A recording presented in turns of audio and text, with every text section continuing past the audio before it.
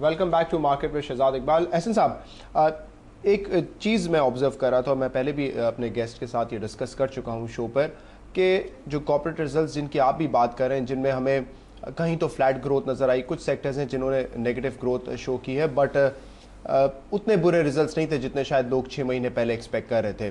क्या वजह है? इकॉनमी स्लो डाउन हुई है, वी आर ग्रोइंग एट 2.5%, लेकिन इसके बावजूद जो लिस्टेड सेक्टर्स हैं मार्केट में, उनकी प्रॉफिटेबिलिटी में हमें बहुत ज़्यादा कमी नहीं नजर आई।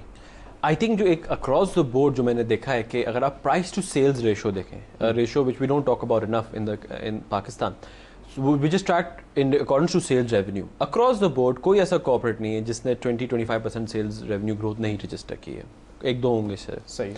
जो इम्पैक्ट आया वो मार्जिन पे इम्पैक्ट आया, ग्रॉस मार्जिन स्क्वीज हुए हैं क्योंकि कॉस्ट ऑफ प्रोडक्शन बढ़ी है, कॉस्ट ऑफ प्रोडक्शन। लेकिन at the same time last 6 months of the calendar या प्रीवियस कैलेंडर ईयर बढ़ी थी ज़्यादा, अब जरा स्टेबलाइज हो रही है और कम हो रही है। तो इवेंचुअली मार्जिन में हम जरा पिकअप देख रहे हैं। फिर साथ साथ फाइनेंशियल चार्जेस जो थे which were on the higher side for last 6 months, they have also started to reverse. So this is what's really starting to feed through on bottom lines. नहीं, मैं ये पूछ रहा हूँ कि अगर इकोनॉमी स्लो डाउन कर रही है तो सबसे पहला इम्पैक्ट तो आपके सेल्स रेवेन्यू पे पड़ना चाहिए, एंड वो खास तौर पे सेल्स वॉल्यूम पे पड़ना चाहिए, और वो विजिबल नहीं है। हाउ इज दैट पॉसिबल कि जो लिस्टेड सेक्टर्स हैं उनमें वेल प्राइमरली बिकॉज एक जो मसला है कि जो हमारी जो KSE 100 है probably does not reflect the actual aggregate demand variables of the economy. Okay.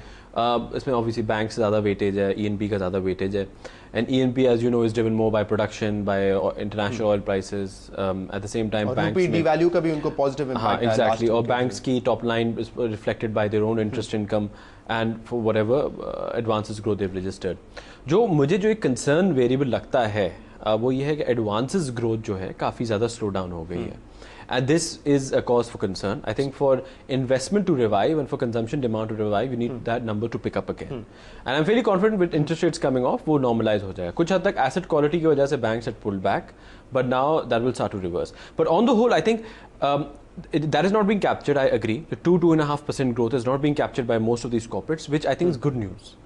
Because at the end of the day जो 2-2.5% प्रोजेक्शन कर रहे हैं वो हमें end of fiscal year confirm होंगी, अभी कंफर्म नहीं हो सकती। सही है। तो these corporates are running ahead against that trend and they showing good reason.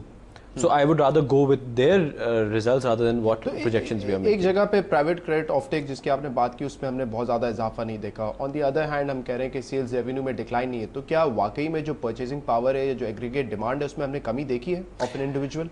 On the whole I think जो अगर डिक्लाइन आया है फ्रॉम, अगर आप देखें from consumer financing side, the letup in demand has been taken up by higher remittances and potentially higher return on savings.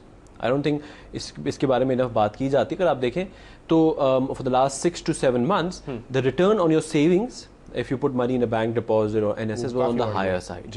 So ये बहुत important component है हमारे aggregate demand function का, and I don't unfortunately मेरे पास कुछ numbers नहीं है, but on the whole इसका एक tangible impact आता है।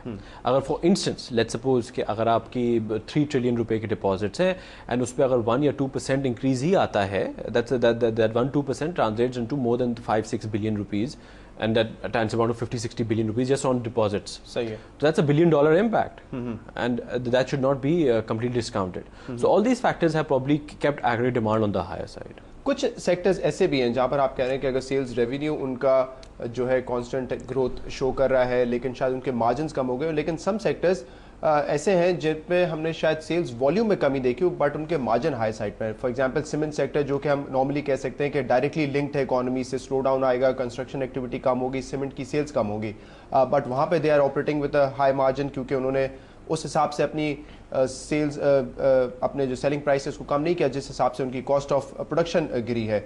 सिमिलरली ऑटो सेक्टर में दुनिया भर में हम देख रहे हैं रिसेशन के बाद प्राइसेस नीचे आई हैं, but we are increasing the prices, और एटलीस्ट हम जो कोशिश कर रहे हैं कि मार्जिन्स को ज़्यादा इम्पैक्ट ना होने दें। आई थिंक ऑटो सेक्टर का बड़ा इंटरेस्टिंग तुमने पॉइंट उठाया है, क्योंकि अभी जो इंडस का रिजल्ट आया है was much better than expected. इसमें ना सिर्फ एक तो प्राइस इंक्रीज था ही था, बट उनका वॉल्यूमेट्रिक इंक्रीज भी काफ़ी सब्सटैंशियल था। which again shows some robustness in the economy. Going forward, अब I think एक manufacturer ने तो announce कर दी है price cuts. I think others will be announcing price cuts as well. तो I agree कि margin में squeeze आ सकता है, but that let up and squeeze might be taken up by higher volumes.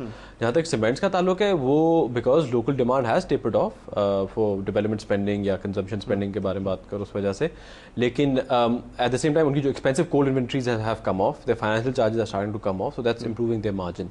Going forward, I don't think their prices are sustainable. I think we will see some decrease in prices, but I don't really think itna let off आएगा. But you have to understand कि given all of this, the country is still consuming cement in the vicinity of 15-16 million tons every year, which is very significant. अगर तुम 4 साल पहले जाओ, this would have been well above capacity.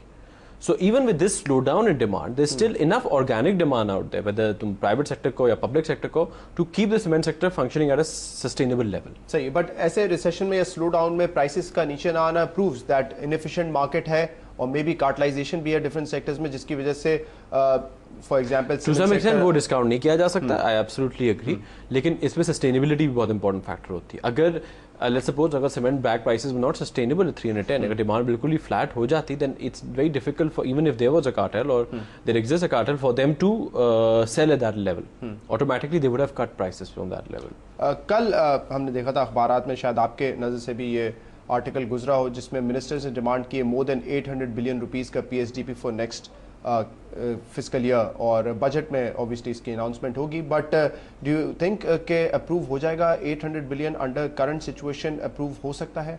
इसमें बहुत जो important चीज़ है वो देखने की है कि जो एड फ्लोज कमिट किए गए in friends of Pakistan and by the US, ये किस तरह से फेज इन होते हैं और किस तरह की कैपेसिटी बिल्डअप की जाती है to basically deploy those funds. Essentially government इस तरह कर सकती है from their own sources, they can commit I don't know 50% of that, and the remaining 50% can be committed to money coming in from the US, from military, from other donors. Exactly, so that will allow your 800 billion और जो भी requirement है $10 billion की to be met.